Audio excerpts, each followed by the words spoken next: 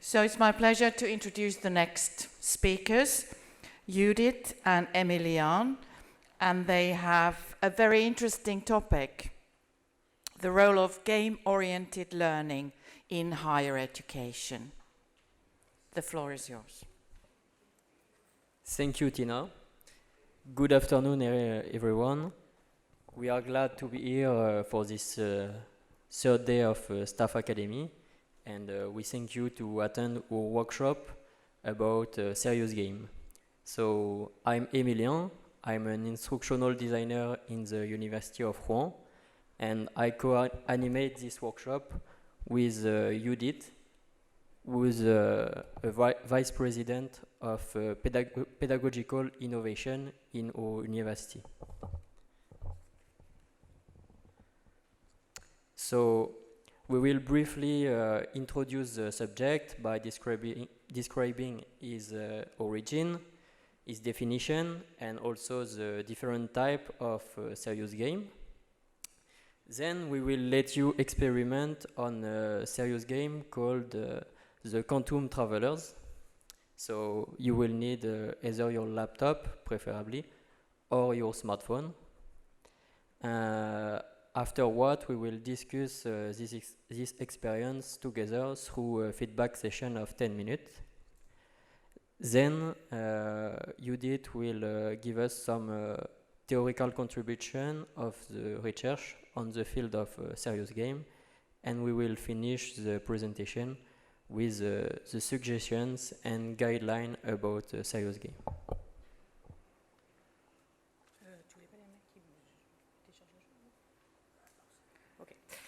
So, hi everybody, I'm Judith. So I have a PhD in sociology, and I'm a researcher in educational science.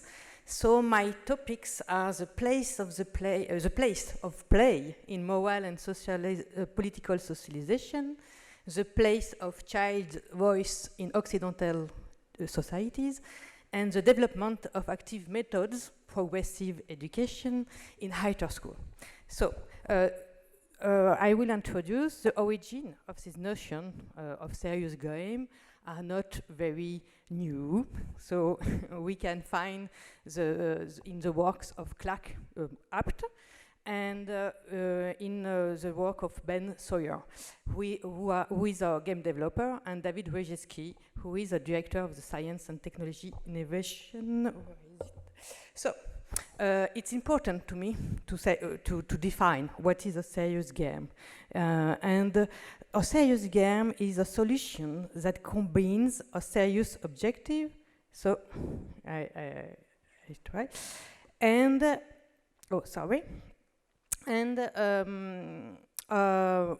like learning, communication, information, with an entertaining medium inspired by video games and the world of gaming. Abt wrote his words of 40 years ago, and his words are still relevant and extremely close to the current definitions that most game scholars adhere to for serious game. No, it is here. So, the new definition, resources from the field of video games were applied for the purposes beyond entertainment, including education, healthcare, productivity, defense, workforce development, and more. So serious games have evolved to include more applications than just education.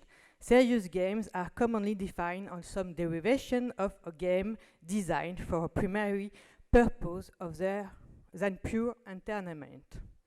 So, these definitions, Julian Alvarez is a French researcher in science, in communication science, and these definitions is very popular in France. So activity whose initial intention is to combine a game with rules and objectives with a useful purpose, indeed in a non-exhaustive and non-exclusive way to train, inform, communicate, coach, or care. So, you can digital or non-digital game intended for new purely entertainment purpose, simultaneously offering game mechanics and useful applications from among the following three spreading knowledge, etc. So we have a lot different types of serious game. Like it's a little of types. So we have you can show a list, political games, military game, etc. So we have these definitions to begin. And now let's play. It's the time of the recreation of this afternoon. So, Emilia. So we'll play a game called The Quantum Prisoner.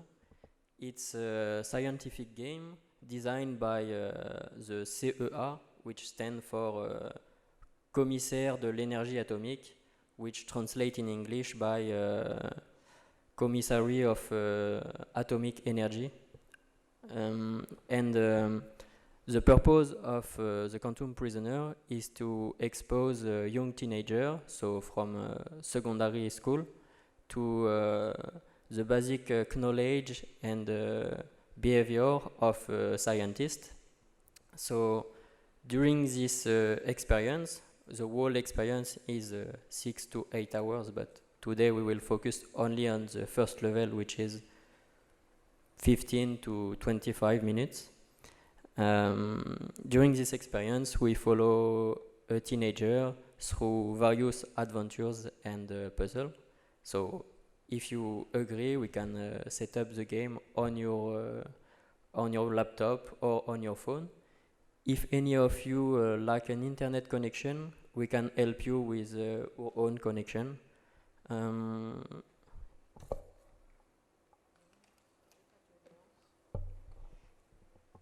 Just make sure to set up the game in English, and we can help you at any moment, any step of the game. So don't hesitate to ask questions or to cooperate between you.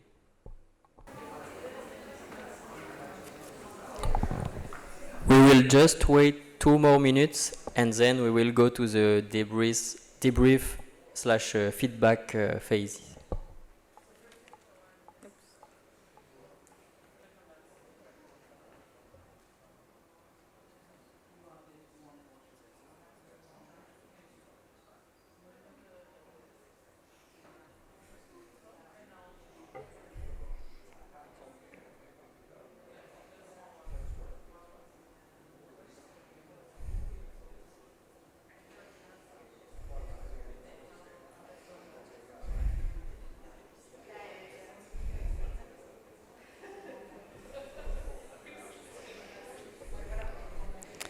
So, are you ready to debrief? Okay. So, how do you feel about this experience? Amazing? Amazing for everybody? I don't know. So,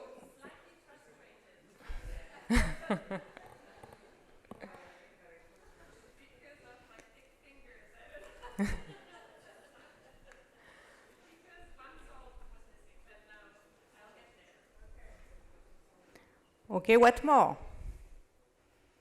It was for everybody amazing, fun, or for someone that was not fun? Yes, Ines?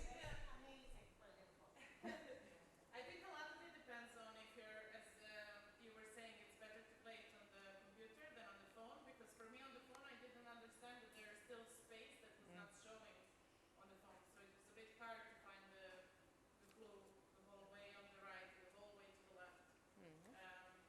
That's one point. Yeah, the controls might be a bit intuitive on phone. It's the purpose is to play it preferably on laptop, PC. Okay. So, what did you like or not about this serious game? Yes? It made me feel very nostalgic for the 90s with the old point and click games. It was really nice, and I liked the questions that they asked you, which challenge you to think about things. I also like the clues telling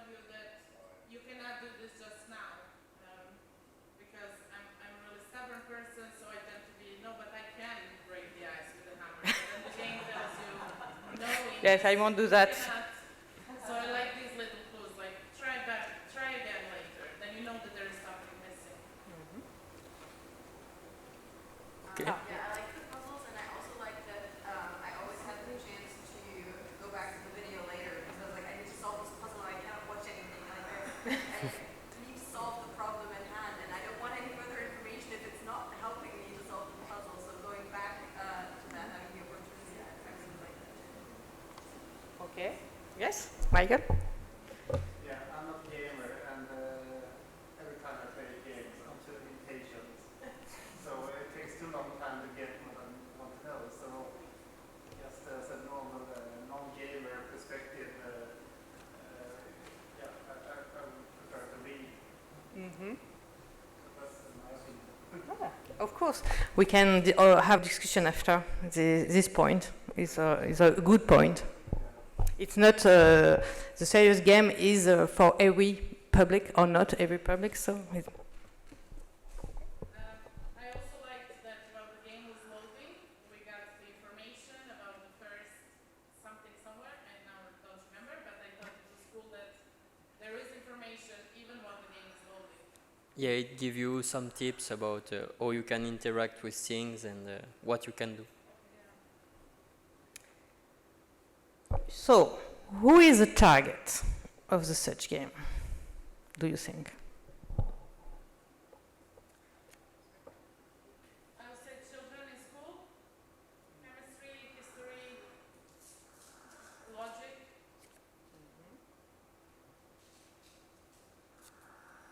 So this game in particular, it's indeed targeted for young teenager or even children, and to bring them the basics of science. So the very first puzzle is the salt crystals, so it gives you some knowledge about the salt crystals themselves.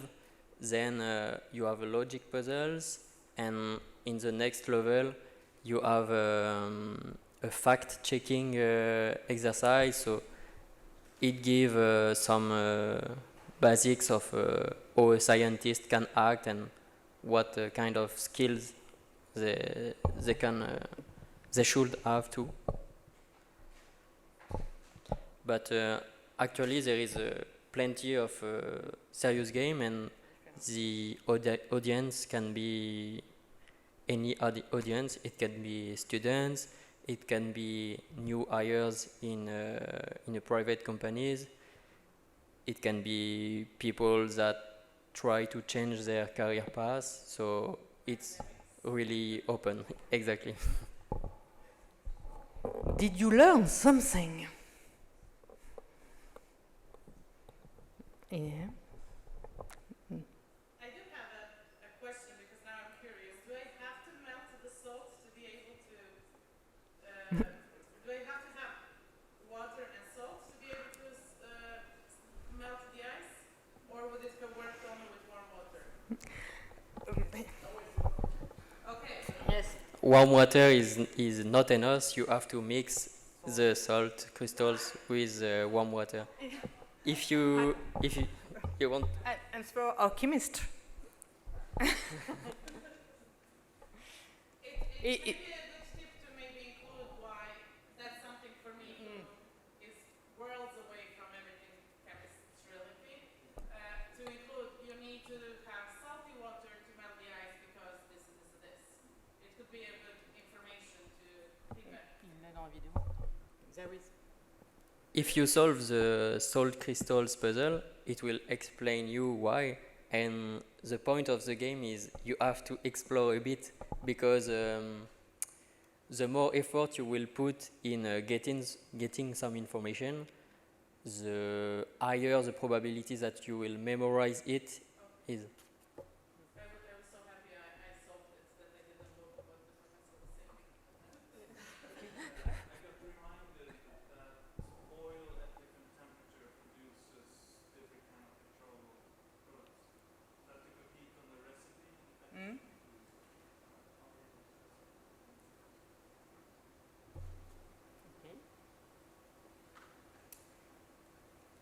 Could it be played in distance learning, do you think?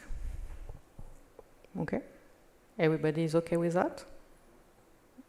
So the student can be autonomous for playing. Okay.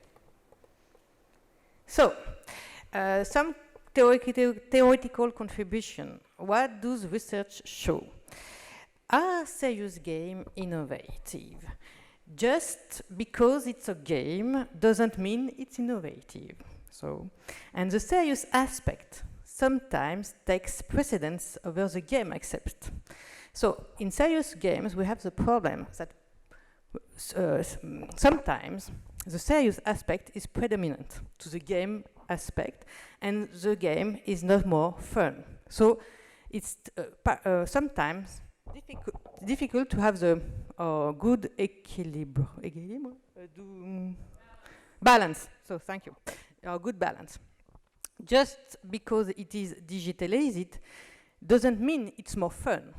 And success board game aren't any more fun in a multimedia version. So you have a lot of examples. I don't explain more.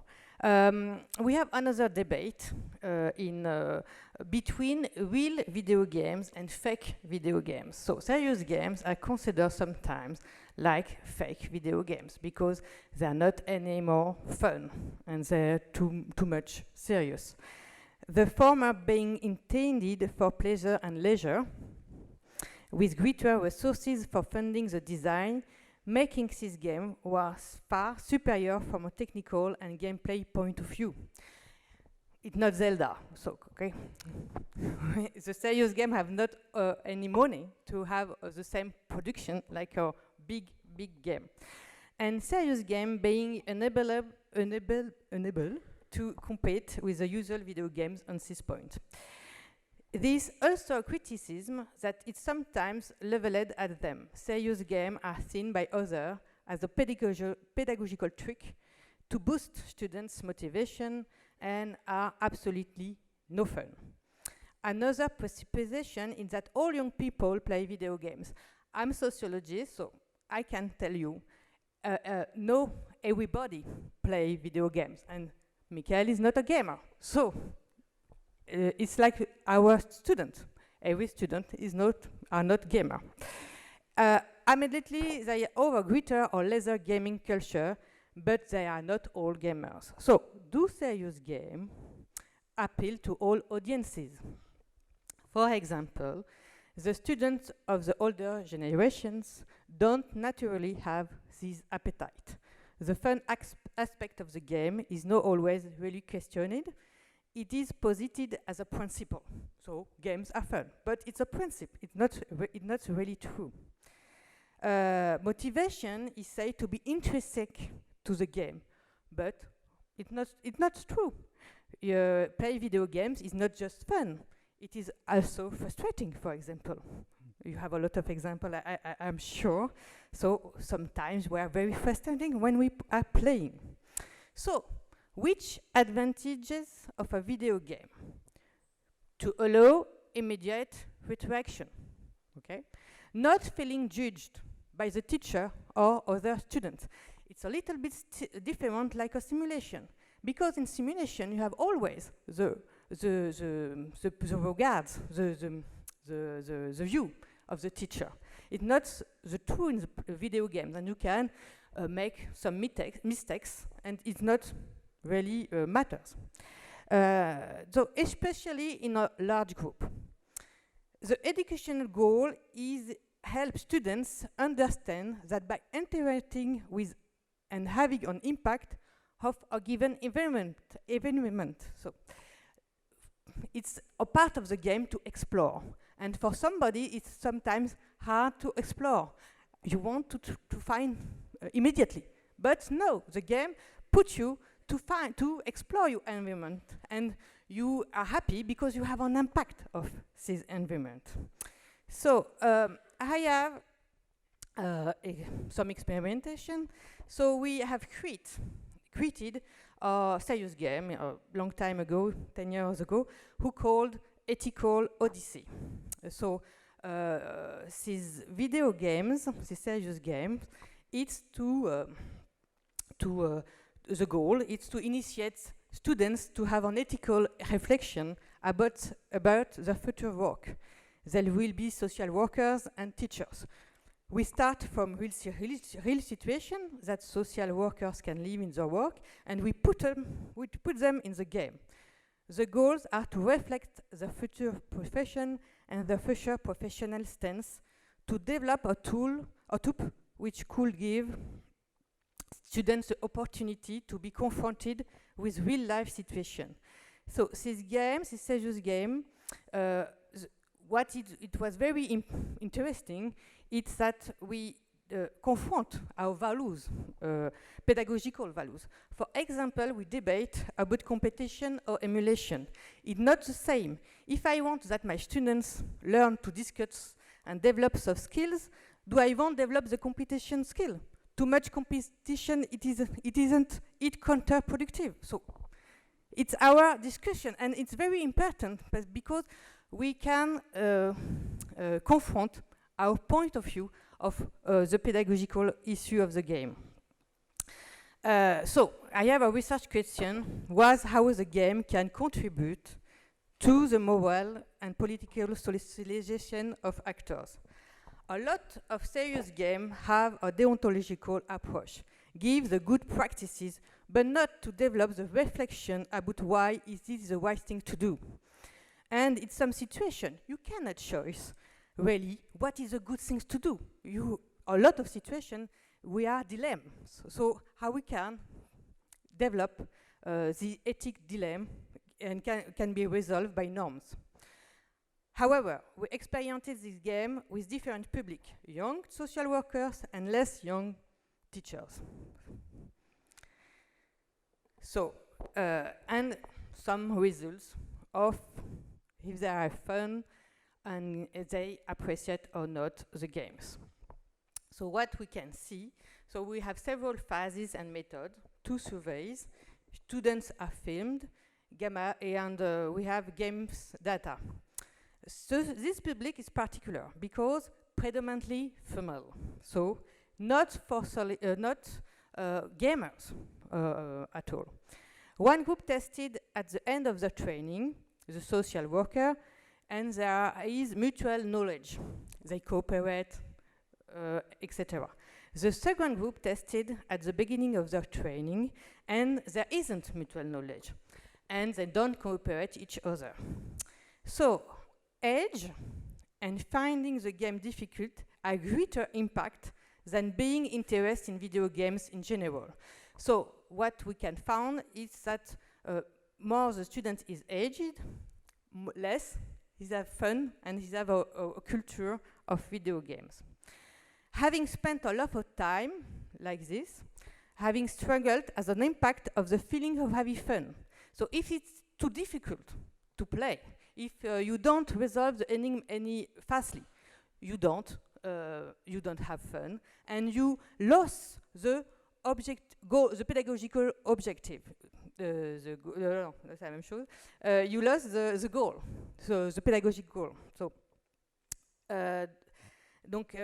having spent a lot of time, as I said that, the fact of having not enjoyed the game is correlated with that of having learning something. If I have fun, I enjoy, I learn something more. The question is the feedback. Is a serious game autonomous? Because when I experienced it in the beginning this game, I experienced it with the student, and after we have made a feedback. So in the beginning, I think the feedback with teacher is essential. After the pandemic situation, my position is different because I don't use anymore this game, and during the pandemic situation, I said to the student, you can play if you want. It's another way to learn. So, and they have fun. And they said to me, it was a good experience. I didn't use this game in my course, but they appreciate the situation. So now it's your turn, Emilien. So now we play the game a little bit. we discussed about it, and we had a recap of what it brings from the research point of view. And maybe you wonder how do we build a serious game? So at University of Rouen we have a process. So you can see short the process in a 9 step. The first one is to define the educational objective, the target audience, and the concept. By educational objective, we will speak by a very short and concise sentence. Maybe in the Kalia presentation from yesterday about accessibility, you remember this pyramidal scheme in 7 steps. It was a taxonomy of Bloom, which is a great tool to build educational objectives. The second step will be to identify the key messages. So what do you want the student to bring home when the game is over? Then you would like to build the architecture of the game, how many level, in what path, what order, things like this, and distribute your key messages in all areas of your game, because you want the player to explore as much as possible and ideally to replay the game several times. When you have this good idea of how your game will be built and what message there will be inside, you can write the ideal scenario. So it's the faster path that the player can take to, let's say, finish the game or win the game. And once you have this ideal path, you can fill your game with by creating alternative paths and filling them with distraction answer or Easter eggs, things like this. So that's what we call juiciness on step 8.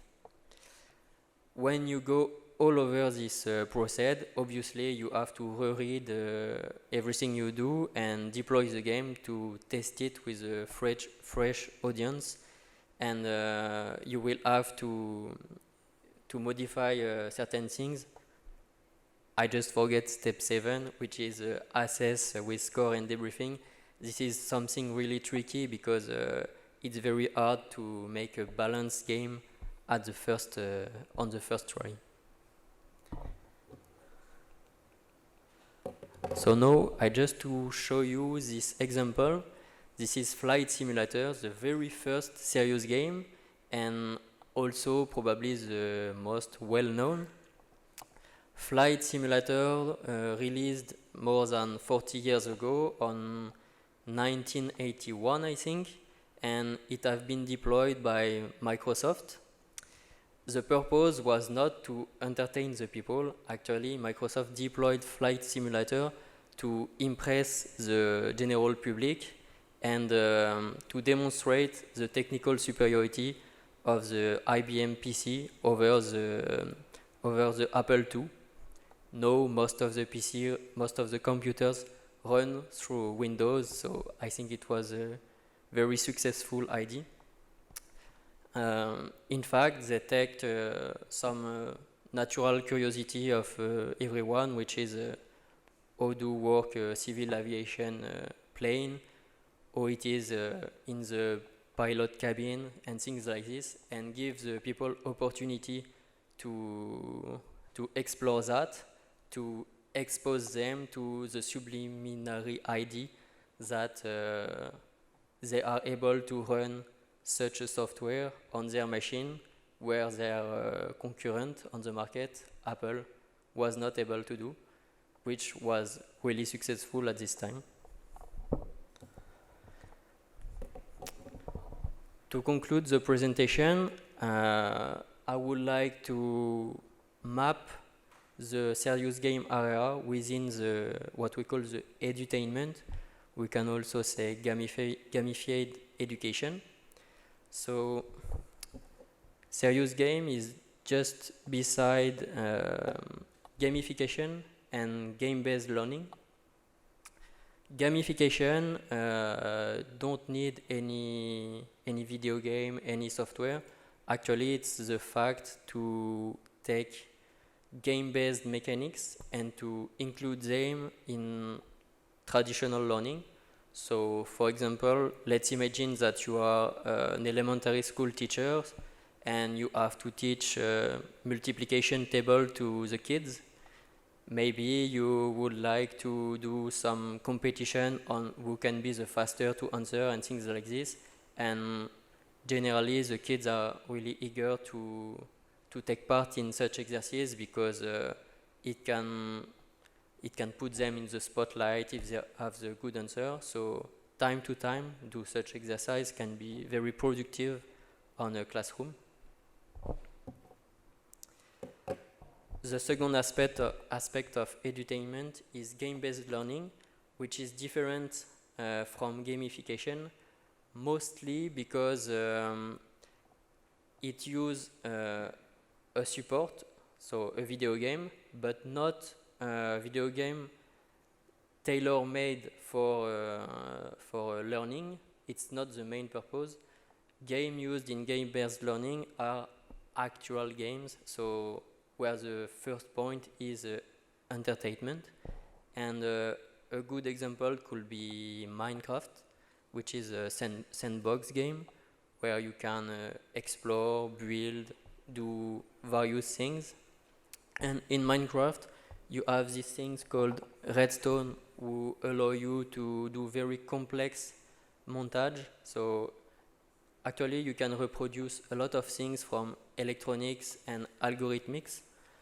And there is really amazing things created in Minecraft. So, for example, some people reproduce a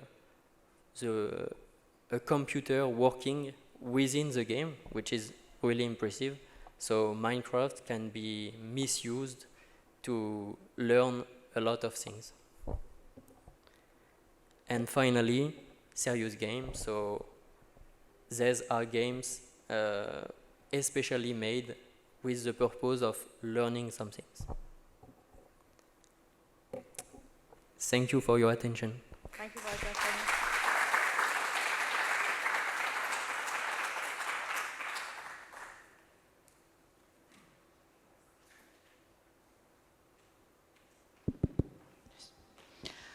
Thank you for your very interesting and fun presentation. And now, questions from the audience, and I will be using the microphone for the sake of the recording, so if you don't mind. It's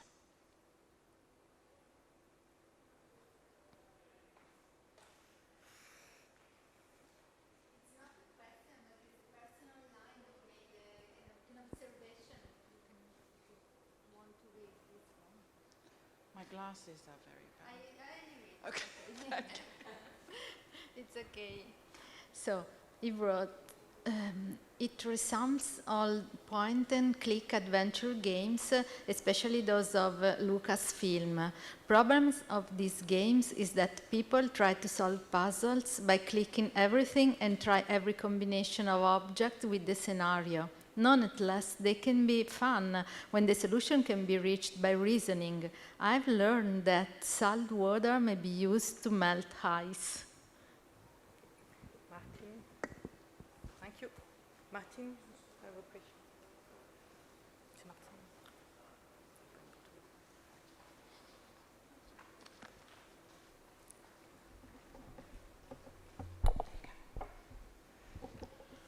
Thanks for your presentation, and I wanted to ask a researching question. I'm in the field of learning analytics, so using data while learning, using the learning platform to improve learning for students and improve the teaching for the teachers. Even if it's not an own application you did build up, did you have any in-game metrics how the players act in their game and where the struggles are in concerning of finding those pedagogical obstacles and goals you mentioned? If I understand well, in the beginning I have put on the Moodle the game, and the students need to make a survey with the profile, sociological profile. Are they gamer or not gamer, for example? And after they play the game, I asked to the developer that I can see what the player choice, and I compare with the profile.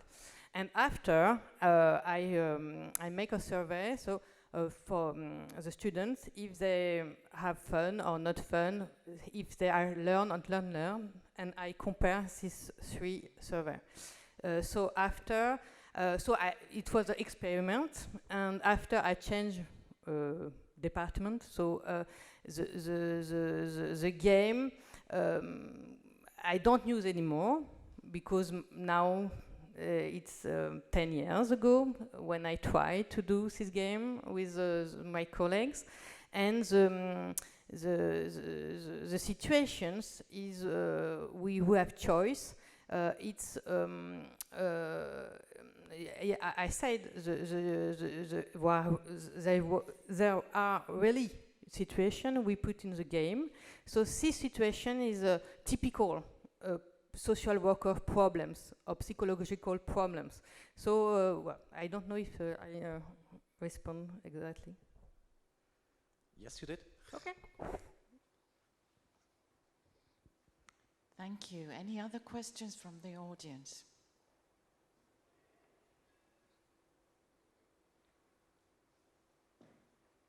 Okay, let's give Thank a you. round of applause. Thank you very much. Merci.